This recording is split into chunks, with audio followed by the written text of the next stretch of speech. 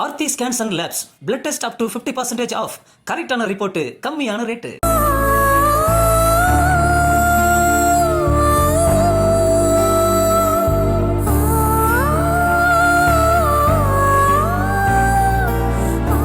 துர்கா, சின்னையா, ஏதாவது வேணுமா? சுடு தண்ணி வச்சு தரணுமா?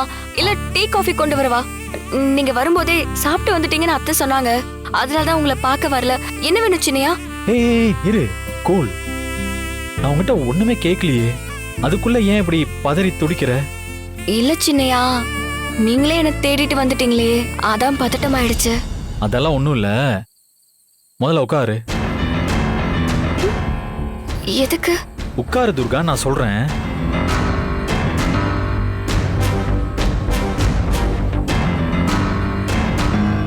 துர்கா, நான் சொல்றத கொஞ்சம் பொறுமையா கேளு. நமக்கு விவாகரத்து ஆனதும் நீ ஊருக்கு போயிடுவ. அங்க போனதும் உன் ஃபியூச்சருக்கு கண்டிப்பா பணம் தேவைப்படும்.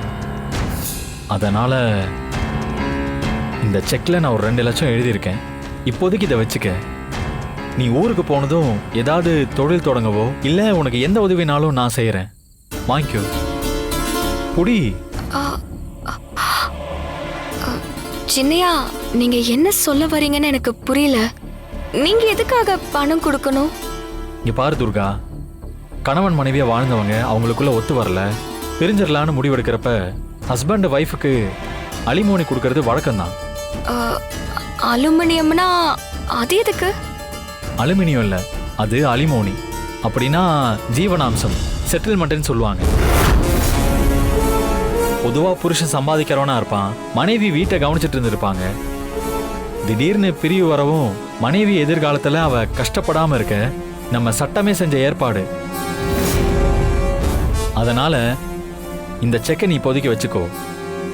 நாம பிரிஞ்சதுக்கு அப்புறம் உனக்கு என்ன தேவையோ சொல்லு, நான் செஞ்சு தரேன். என்ன சின்னையா, இந்த பணத்துக்காக தான் உங்களை பிரிஞ்சு போறேன்னு சொன்னதா நீங்க நினைச்சிட்டு இருக்கீங்களா? இல்ல துர்கா, நான் அப்படி சொல்லல. நம்ம கல்யாணம் எதிர்பாராத ஒரு விபத்தில் நடந்து முடிஞ்சிருச்சு. என் லைஃப்ல நீ வந்த, ஒருவேளை இந்த கல்யாணன்ற சிஸ்டம்ல எனக்கு நம்பிக்கை இருந்திருந்தா நாம சேர்ந்து வாழ்ந்திருப்போமோ என்னவோ. ஆனா இது வரைக்கும் எனக்கு அதுல இன்ட்ரெஸ்டே வரல. ஒரே வீட்டுல நீ ஒரு பக்கம் நான் ஒரு பக்கம் இருந்திருக்கணும். அப்படி இருந்தா கூட பரவாயில்ல, உனக்கு ஓகேனா இந்த லைஃப் போட்டோன்னு நினைச்சேன். ஆனா இப்ப அதுவும் சரியா வரல. இப்ப நாம பிரியறதுன்னு முடிவெடுத்துட்டோம். சரி, எல்லா பிரச்சனையும் முடிஞ்சது, இனி நான் வேற நீ வேறன்னு ஒதுங்கி போயிடலாம் தான் இருந்தோம். ஆனாலும் அதுக்கும் என் மனசு இடம் கொடுக்கல. உன் எதிர்காலத்துக்கு நிச்சயமா பணம் வேணும். அதனால தான் இதை கொடுக்கணும்னு நினைக்கிறேன். ப்ளீஸ், இதை மறுக்காம நீ ஏத்துக்கோ துர்கா. இந்த பணத்தை கொடுத்துட்டா உங்களுக்கு நிம்மதி ஆயிடும்ல? அப்போ கடைசி வரைக்கும் என்ன நீங்க புரிஞ்சுக்க போறதே இல்லல? துர்கா, என்ன சொல்லிட்டு இருக்க நீ? உங்களுக்கு கல்யாணத்துல இஷ்டம் இல்லாம இருக்கலாம், ஆனா நான் கிராமத்துல இருந்து வந்த பொண்ணு. புருஷனும் அவன் குடும்பமும் தான் எல்லாமே.